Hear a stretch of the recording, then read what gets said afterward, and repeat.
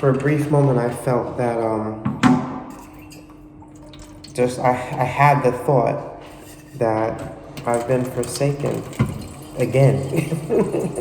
But yeah, essentially, that a creator has left me to my own devices again. Like first in my marriage, it was like a whole bunch of sadness and pain. It was like, oh,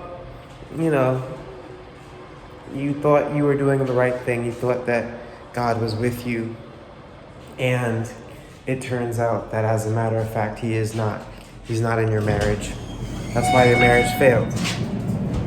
Oh, thanks. And I took that personally. I'm like, obviously I did something wrong, and obviously I did something wrong by trusting you. Right? Now, I didn't have the maturity to realize, God was never in that to begin with, and if you had sought him through help of people who actually knew how to seek him, then you would have been better off. But you were with people who just advise things based on religion, not people who advise things based on, spirituality, like actually having a relationship with God. That's the problem that I faced when I was growing up in the church. People had religion but not relationship, and religion without relationship isn't actually interacting with God. It's just practices. That's like having a relationship with somebody and all you focus on is the practice of being in a relationship with somebody. You have like certain tenets of the relationship that you follow, and then every relationship you get into, you do this same act. That's how I feel about religion. So yeah, I got screwed over by that. Big time, huge, crazy. To this day, my life is still negatively impacted by that marriage. Debt, mental health problems, not being able to see my son, finance challenges leading to homelessness, the list goes on. Many people are homeless because of a failed relationship, as a matter of fact. So painful as it is, that's my situation. So that's the first time that I felt rejected by God and, abandoned, right? And so in another worldview, I would say, God, why have you forsaken me, right? Why am I 35 homeless with, a low libido now, which is something I've never had, with poverty?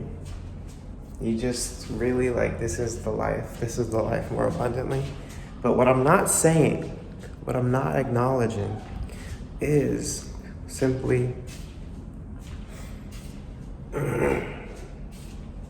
this is just a snapshot of my life. This is just a picture, right? And what happens if you take that picture again in another 3 years? If I endure, isn't there something about long suffering in the Bible, right? Isn't there something about long suffering in general in the spiritual community? About undergoing hardship and grieving when things don't go well. But does it always have to be that he doesn't exist? Does it always have to be that he isn't good? So I'm trying to catch myself this time around. I could easily say, you've forsaken me. But instead I'm going to say, you're taking a long time. You're taking a long time. I have the choice to either accept God or reject God. Accept him and say, I'll keep going. I'll see what you have in store for me. Or, this shit, I'm out. And I choose the former over the latter. I choose to say, I'm going to continue, but my body is going to be very heavy as a result, because my body doesn't know what faith is. My body is like, dude, it's not working. Stop. Give up.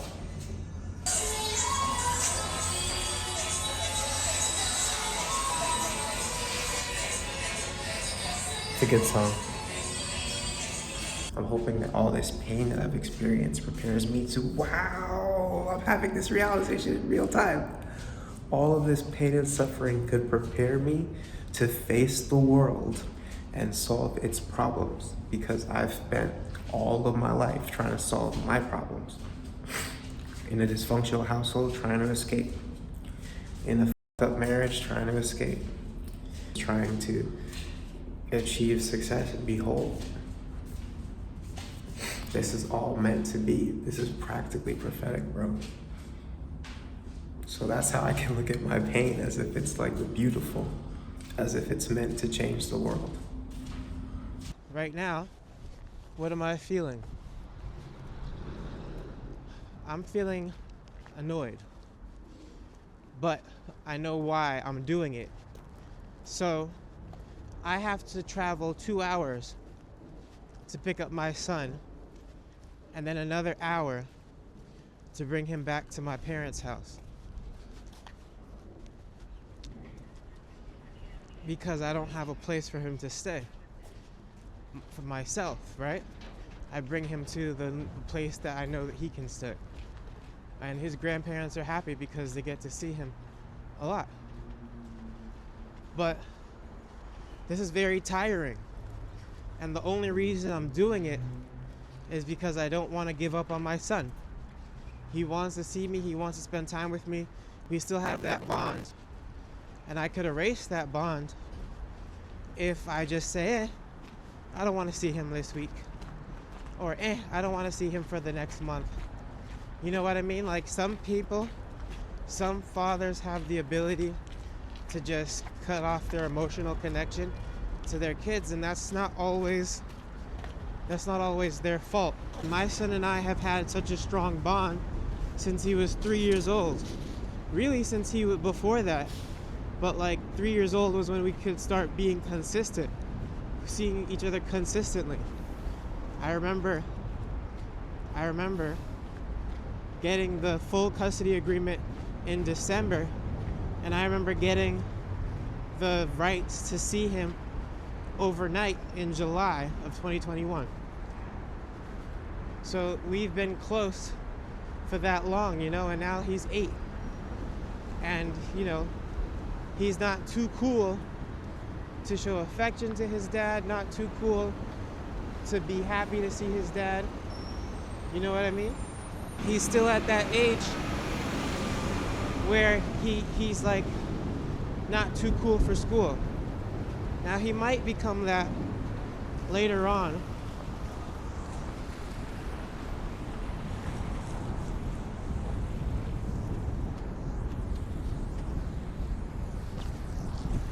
But I feel like it'll only be for a phase. And I feel that way because overall, he's not just a sweet kid, he's a good person. And he would have every intent, unless something went wrong between us, to stay in contact and to stay connected. So, he could have a phase, but I think ultimately his thing would be to be connected to dad, And I could kill that if I decide that I don't want to stay in touch with him. So as much as it pains me to travel 3 hours one direction to make sure that he's good, and it pains me, and sometimes I do it 2 days in a row, not picking him up from his mom's. I'm traveling to pick him up. I'm dropping him off to my parents' house. I'm spending the day with him. And then I take the train back to the shelter another 2 hours when I'm done, only to take the train back another 2 hours the next day. Also, I don't lose my bed because of city rules and regulations. So needless to say, I'm tired and I want to move out of the shelter already. It might be a good place for community. It might be 3 full free meals. It might be a lot of things, but what it's not conducive for family, being in a single adult shelter. It's not conducive for family in a lot of ways. In terms of the lease, because you're entering into a home from the single family shelter, you're only allowed to put yourself on the lease. You can't put your kid on the lease. There's just like a whole bunch of things that could be a lot better, A whole bunch of things that could be a lot better. Let's talk about business. From 2 angles. The first one is in regards to modern day supply chain, and the second angle would be in regards to um, building our own companies, our own means of production. So this morning, I was looking up where I could find some simple Dragon Ball plates and napkins, right, in a happy birthday spread. And it go to find out, Party City. My mom was like, "Yeah, Party City's not open anymore." I'm like, "Oh, right, yeah." And then it's like, okay, well, let me just check out something like a local store, like a retail chain, and the retail chains don't have it either. And you would think that this would be a party favorite, but everything is moved to online. And while I understand that there is a craze for people to order things online and it's convenient, I don't think that in-person stuff has to be dead. You know what I mean? And I think that in an ideal situation, they would have both. They would have this plate in person and online. You know, and it just goes to show how distribution has changed, because things used to primarily be available near you, and that has changed drastically with shipping. And so now things aren't really about being local anymore. When I was growing up, everything was available in person, because online shopping wasn't even a real thing at the time. It wasn't a real thing. Catalogs, yes, and ordering from warehouses directly, but not like buy it online, convenient, free, da da da. And shipping would take a lot longer back in the day too. It could take 5 days on average, 4 to 5 days on average. And that's just if you have an easy shipping situation.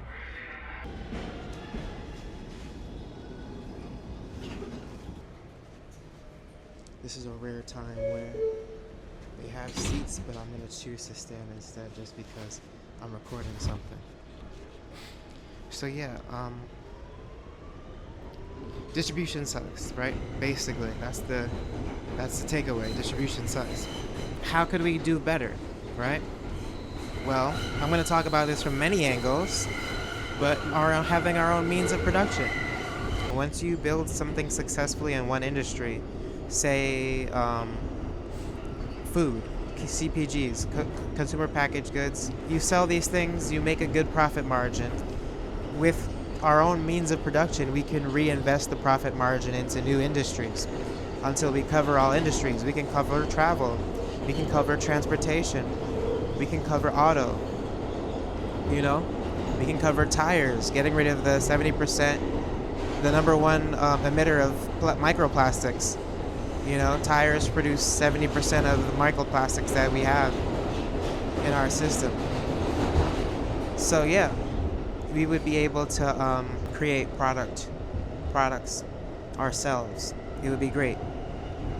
Now, how do we do this? Well, I was looking at some projections that I found on Gemini, that I searched up on Gemini, as to whether or not this proposal that I have that takes about 15 million to produce, as to whether or not that proposal is viable.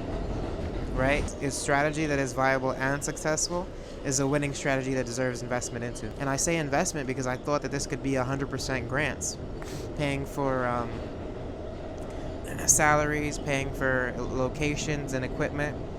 But it turns out that grants wouldn't cover the entire thing. It would be largely small business loans, and even that wouldn't cover the full amount. The AI summary was basically like, if you don't have your own capital, then you're not going to be able to get these grants and loans.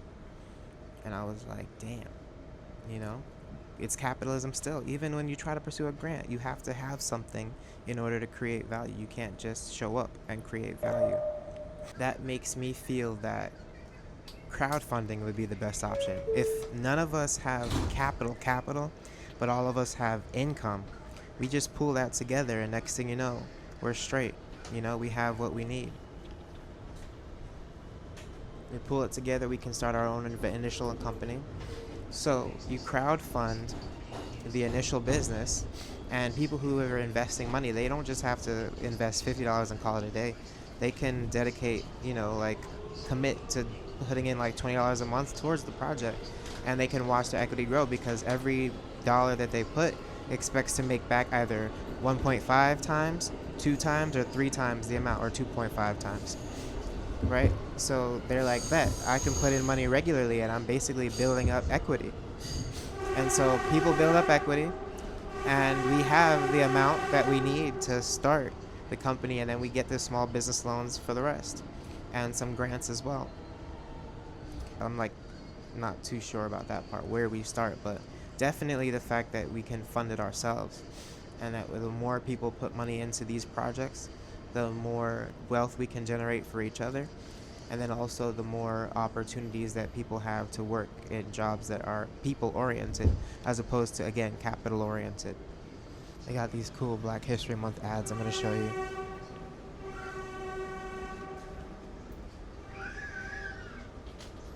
See that? A stakeholder is somebody who invests into a company and gets a specific stake, and that's called compound interest, right? When you have stake in a company for 5 years, if that company makes a certain amount of profit, you're entitled to a percentage of that profit. That is the number of the amount of stocks, the percentage of stocks that you purchased. So 10 years later, you're still making money off of that initial investment. That's compound interest. Simple interest, I think, is more egalitarian, because simple interest is saying, okay, you invest this amount, you get that amount. But then, you don't just keep making money off of the company's labor. And then people can flip their investment. It almost operates like compound investment if you flip indefinitely, but not really. If you're interested in learning more about this concept, it's something that I can discuss more often. I'm obviously not ready to create it, but if I had a team of people around, then I would definitely create something like that. A team that would design, brainstorm, ideate, secure loans, secure a platform for us like Kickstarter to be able to raise the funds, but obviously not something like Kickstarter. Something that we can build.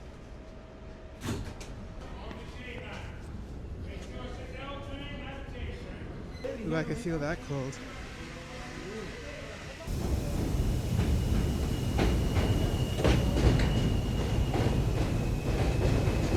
But yeah, we can run our own companies. It would just take a group effort to make our own means of production. I'm so excited about the idea of doing this. I hope that you eventually become excited about doing this. And if America doesn't do it first, then I hope another nation does. There's so many systems that we can create, All it takes is good ideas. All it takes are good ideas and execution, And it usually takes a crowd effect.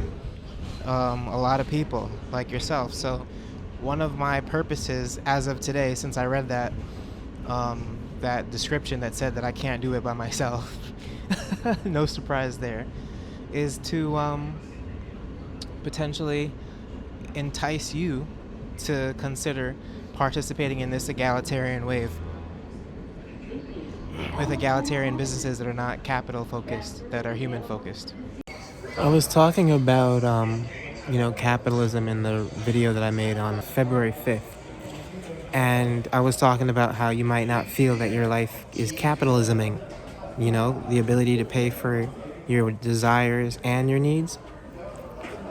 And I'm sitting here in this television section in Best Buy, and it's like, dang, they start you out with the OLEDs, showing you the televisions that are like $1,200. Then they take you down to the the high-end section where they're still showing you OLEDs because, yes, that is inexpensive, but it's a LED. We don't want LED, we want QLED.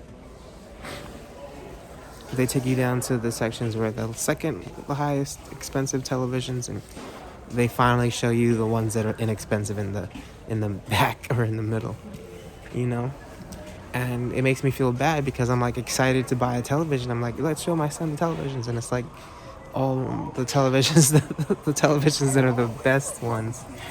Those are the ones that are exciting, and the televisions that aren't as great. To me, it's like I really wish that I could buy a bigger and shinier TV. And I think that's a perfect analogy for capitalism. Like, we want bigger and shinier. You know, we want the biggest. We want all the way up. You know what I mean?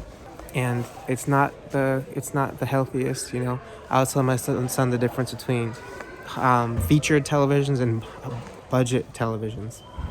Featured televisions and budget-friendly televisions. Is this a real one? It's a car remote. So why is... oh, this is just glass? Yeah, glass or plastic. Yeah. So yeah, it feels a little sad to be in a store and to see all these televisions and only be able to afford, you know, some of them. Wow, they all went dark at the same time. Yeah. So I'm in my feelings right now. And I hope to feel better. This isn't the one, but this is the length that we're gonna get, 50 inches, the dimensions. We're gonna get a starter television, just for now. So we're cutting through Macy's now, and talk about commercialism. Let's go this way. Talk about commercialism, right? The models, the fashion, the celebrities, Johnny Depp, Ludacris. I think that was Ludacris. It's just like a lot. You know, and this was innocent. It felt more innocent in the 90s because everybody was working, getting their bag, and, you know, able to just afford nice things. But now it just feels awkward because it's like, you know, what can we actually afford? You know, without doing too much. You know what I'm saying? Like, you can pay for things that you can't afford, and that's what's happening more often than not. Like, if you look at my budget as somebody who has a working class role as a substitute teacher, right? They say 30% of my income has to go towards rent gross, and 30% gross has to go towards food. What does that leave, right? If it's gross is 30%, then your net is actually looking a little bit more like 35%. So 35%, that's a conservative estimate. 35% times 2 is 70. Child support is 87. What am I left with? You know what I'm saying? So we can't even do this, you know? Requires either a lot of credit, which Americans take out a lot of credit, or it requires a lot of money. And 63% of Americans live in paycheck to paycheck. So this screams to me, you know, vanity. Because it's like I can't participate, you know, and yet it's all in front of my face, so it's really jacked up. But I'm trying to have a positive experience with my son in the mall. And try not to think about what I can't afford. And I'm sure that if I adjusted my mentality, you know, this would be a lot easier. I could have gone to buy his party stuff at Target, but I'm trying to go to a small business on the second floor. You know, business is great. It's just Macy's isn't a small business. Second floor, I said. You're right, Macy's is not a small business. The second floor is a small business now? The second floor has a small business. So, like, you know, what we want to see is people thriving, making money, and being able to buy stuff. We want to see stores that are original, more stores that are original. Franchises are cool, but original stores would be great too. And just if it's done right, then you're not going to complain about it. You're not going to say, we don't need this. You're going to be excited about it. You're going to say, actually, this is pretty cool. You know what I mean? So, just more thoughts about business and capitalism and consumerism and the healthy versions of these. So my mom said that there was a small business in this area, a 99-cent store in this area, but I don't see one. I think it might have gotten. Oh, you said it got closed down? Well, yeah, because it means that these people aren't able to make money in this environment. It's too competitive. It costs too much money for them to have a store in the mall, or they're not making enough money because people are buying online. That's a good question. Go ahead. You need the fork? Thanks so much. All right. What's up, kiddo? Can I have my water? Yeah. So that place was closed, so we're going to Target, which has a better supply chain. And they're a pretty decent business, I think. They're more good than bad. It's just sad that bad businesses exist, you know? You want to use Spotify innocuously, and then you learn that the CEO pours a lot of his money into modern war military products. Oh, you know? So, like, hold on, right here. Hey, what about these? We don't need wrapping paper. Not No? right now. We don't need wrapping paper. We just need, like, plates and stuff. But yeah, that's where we're at. Lily, how much is this? I know that Target did something regarding DEI recently. It says 500 per 100. So if you're buying 100 of these bags, it's 500. But if it's just one, it's $5. Yep. We don't need that though. Huh? You already opened your gifts. It is my belief that heaven and earth should mirror each other, right? As on earth as it is in heaven. It's my opinion that they should mirror each other. And so this is potentially why things don't work out for me the way that I want them to work out, because, you know, I'm not operating the same way that they would in heaven. More on that later. You can't see my birthday hat. Somebody saw me in the lobby and they were like, "Happy birthday." And I was like, "Oh, it's not my birthday, it's my son's birthday, but technically it is my birthday." So I just said thank you. It was just one of those you're in your head, you're like, "Wait a minute, it's not my birthday." It is. Ooh. Cool. My son's theme was gold. He picked gold. So that's cool. So, as in earth as it is in heaven, there's an order. I wrote down this note that says there's an order to the way we do things for the best results. And I felt like that was a channeled message, right? There's an order to the way that the universe moves. And I think we should be mirroring and aligning to that. If we're out of whack and we're trying to create something on earth and heaven is just like, what are you doing? You know? It's not going to align. The same thing applies to the way that business works. So we have this rugged individualism, right, in capitalism, where it's like, oh, you know, it's about me. I got to do this. I got to perform. I got to create. I got to make value, right? So I'm sitting here trying to make value, and heaven is like, this is a collaborative effort, dude. Everybody participates. It doesn't matter if you come up with the idea. That's fine. But everybody participates in creating this nirvana.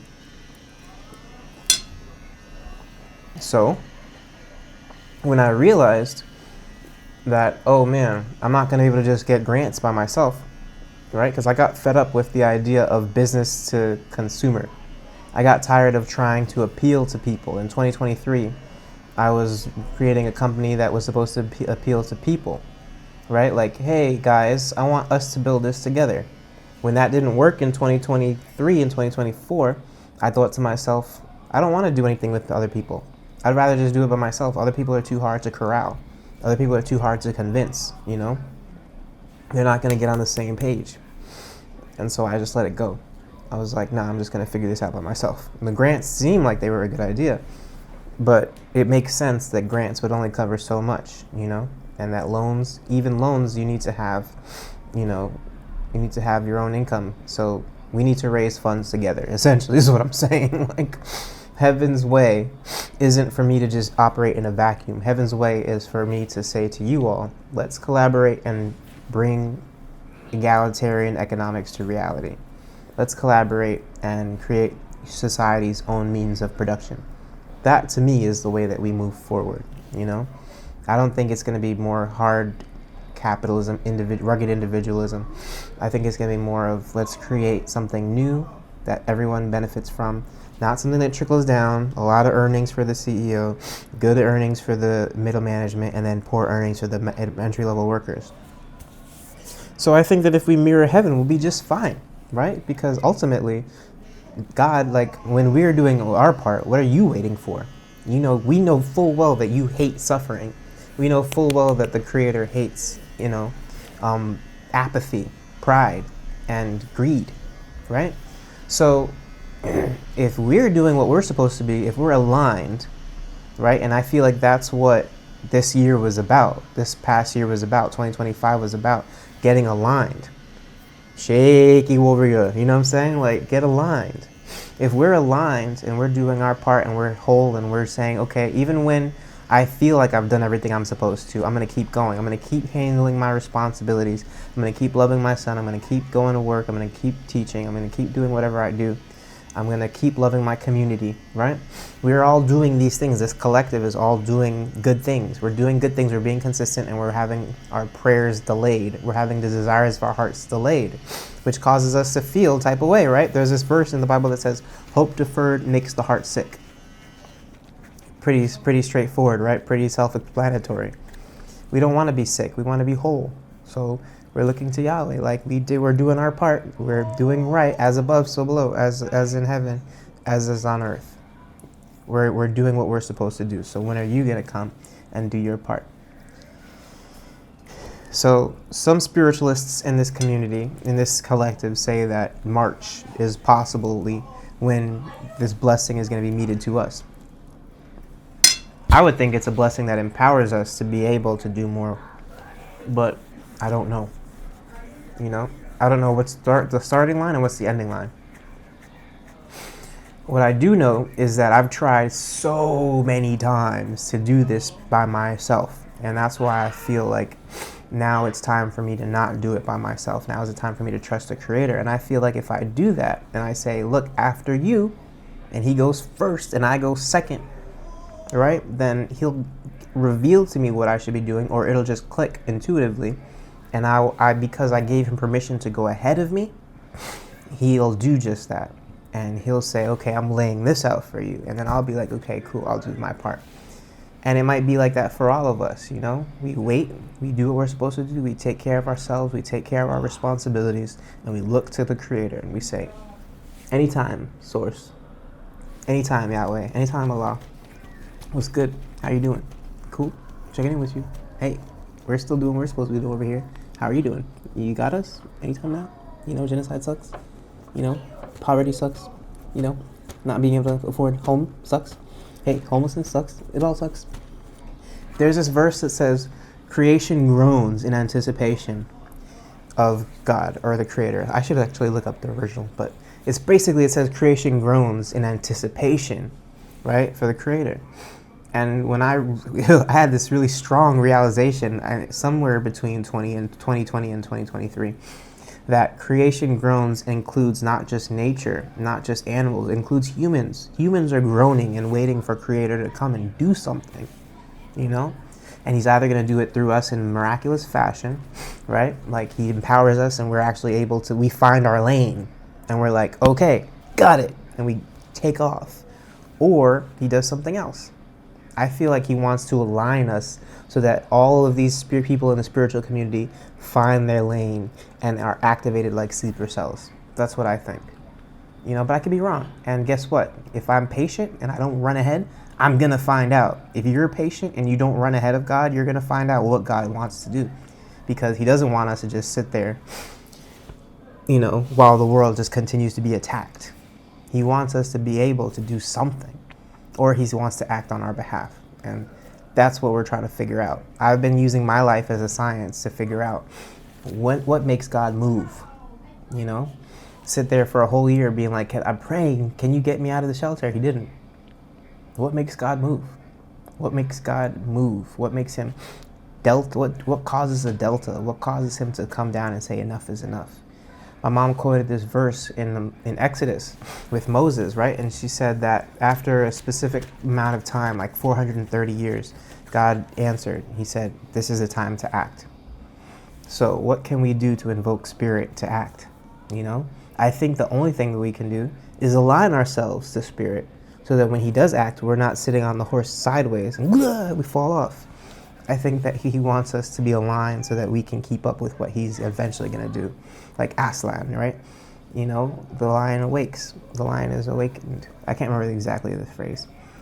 But yeah, the lion wakes up and the lion acts. The lion comes for all his sheep. That's my thoughts as it pertains to spirituality and how we get through this dystopian era. So, as I'm sitting there pouring my heart out about, God needs to come through and change these situations because they're not working. Life is not lifing, right? As I'm sitting here talking about that, I realize some of you are like, what is he talking about? Life is perfectly fine. There's nothing wrong with it. Things are going great. Like Biden economics. Oh, everything is great. I'm not trying to make that political, but I'm just saying, like, during the time that people were celebrating Bidenomics, or Biden economics, whatever it was, they were saying that the economy was great, right? But the problem with that is that your consumer is sitting there telling you, no, actually, it's not great, right? You're getting feedback, and the feedback is that things are actually going pretty poorly. So, how do you tie break? How do you essentially say, well, who's right in this situation? How do you tie break? Well, I have an answer for that. Look at your quality of life. Look at your situation. How is that going? Are you enjoying yourself? Are you having a good time? Can you make all your ends meet? Do you have disposable income? Can you afford to put your kid into a little league soccer match if that's what he wanted, or to put your dog in a doggy daycare? Do you have disposable income, and are you able to make all of your ends meet? Do you have all your needs fulfilled? Food, shelter, clothes, medicine, right? You're doing great? Good for you. Now, check this out. Look at your supply chain. What is a supply chain? A supply chain is the amount of individuals and processes that touch the products and services that you enjoy, right? So for instance, Long Island Railroad, supply chain. I would say that these workers get paid pretty well, right? But then look at fast food. Then look at your delivery person. Look at, the manufacturer for your clothes. Look at who assembled your iPhone. Look at where your iPhone materials came from. Like, for instance, carbon. Where did that come from? Did I say carbon when I meant cobalt? Look at where the cobalt came from, right? You'll notice, and it'll become eerie and maybe even a little bit frustrating, that people are being oppressed while you enjoy what you enjoy. People are struggling, working 2 jobs to make sure that you enjoy that food that you eat. People are working hard and not making a lot of money so that you can enjoy your Temu products, right? There's problems in the cracks, right? This is the way that you can tell that, society is healthy. Look at the supply chain. If the supply chain is ethical and everybody's winning and everybody's enjoying themselves and everybody's eating well, that's what a healthy economy is supposed to do. Everybody who participates in it is supposed to walk away a winner. I'm not trying to speak combatively, right? I'm talking to you as a friend, so to speak, right? I'm not telling you this harshly. I'm telling you the truth. What better way to indicate that an economy is successful and ethical than its supply chain? And if there is a better way, then please, viewers, comments, speak up. But that's, to me, the best way that you can find out whether or not society is functioning healthily, or whether or not we need some sort of divine intervention, right? And I think a divine intervention is not only in order. I think it's just about due, right? 400 years the Hebrews suffered under Egyptian slavery. 500 years the rest of the world suffered against colonialism. Sounds to me like it makes sense, right? Now, here's another thing that sometimes religious people will fall into. What will happen often in the spiritual community or in the religious community is that they'll say, this world is meant to end in fire and brimstone. So, God is helping me and my family, my household, my church. But for the rest of the world, it's meant to fall into chaos. Their only hope is to achieve salvation, reach salvation, obtain salvation, request for salvation, and they'll be saved from the fire that consumes us all. When in reality, most of these fires are preventable. Can you imagine sitting there singing, "We can't wait until the fire burns the house. We're gonna leave early." That's a pre-trib rapture. We're gonna leave before the fire hits the house, but the fire is gonna destroy the house, and everybody who's still in the fire is gonna get consumed. Or you just put out the fire. You just put out the fire, yeah. Yeah? I'm not trying to make this simple. I'm telling you, after years of believing the same stuff, after years of having that same attitude of, well, this is the best system that we've got, you know, and trying to make something of it, I failed. And that was in the plan. God's plan was for me to get bipolar and for me to be unemployed for a while, and for me to for my teeth to get messed up. God's plan. Because how else better will you understand the plight of the society that you live in than if you live it with them? You feel me? I feel like this is a good mic drop moment, but hey, for the rest of you, I encourage you to love yourself, first of all. Don't think that penance comes from hurting yourself or, you know, depriving yourself of nice things if you can afford them. Penance is a religious concept, right? We don't need to operate with religious concepts. They're nice when they're being used innocuously, but sometimes they can be detrimental. You might think that you have to like pay for your sins or enter into some kind of earthly purgatory, and it's not that deep. No, what I do encourage you to do is to center yourself enough to get away from the screaming that capitalism has. Basically all of the ads that you're hit by, all the impulses that you're hit to buy, right? Just take a second from all the patterns that you see. Some of the patterns are healthy and wholesome, but some of the patterns might actually be atrophying your ethics, atrophying your mind, atrophying your spirit. I'm trying to use my words very carefully because I'm encouraging you to do something, right? Your situation, your habits can numb you from the pain that everyone else is facing. So just be present, you know, don't go crazy, but sit there and think about what your neighbor might be going through. It's so funny because I've been away from the capitalism, successful capitalism, for how many years has it been now? 9 years. I've been unable to succeed in capitalism for 9 years. So that's like the best advice I can give you off the top of my head. But if we make more progress together, as we have a journey, as I continue to edit, I'll think of other things that you can do to be not just a good ally, but a good human being, right? Someone who is present, someone who is living on this earth and having a human experience, somebody who wants to care about others, somebody who's just learning how to care about others in a way that's impactful, that can last, right? So let's do that together. Let's figure it out. Ask questions in the comments. I'll be happy to respond, because you guys are what makes my content great, and you guys are what will make the world great once we all agree to come together and build the means of production that will allow us to thrive for real, not just in the US, but everywhere. I can't wait to do that with you. Let's get it. Real quick. Yo, I'm realizing that I get back to this train station, this place where I pretty much live. I live in Brooklyn now, right? And usually when I enter into stations and stuff, I'm like focused. I'm like, I need to get where I'm going. Like I'm edgy, you know, because I'm like, there's like trying to, you know, be cool or whatever, or be interesting around society or whatever, right? And today I just had none of that energy. Today I'm just like at peace, and I'm just walking around peacefully. I'm not zooming from one place to the next. And that's part of what I was trying to talk about, what I journaled about recently. It's not just the attitude of heaven, it's the pace of heaven, you know? They most likely move at a very deliberate, very conscientious pace, right? And if we're moving like this all the time and, you know, you can't even see it because it's a blur, you can't even see your own actions, how are you supposed to be able to collaborate? with the divine?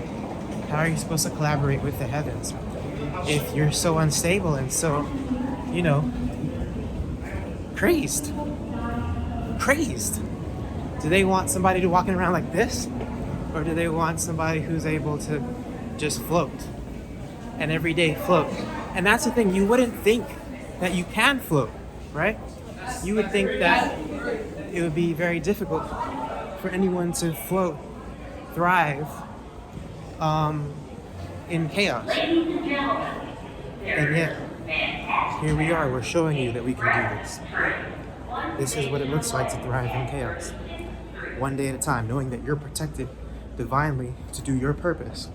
And until you do your purpose, no one can really off you. You know, as long as you're on the right path, you'll be fine. So you can survive the chaos because you're protected, and then you can offset the chaos because you're empowered. So yeah, I'm at peace. I'm happy to be at peace. I'm glad it's working out really well for me.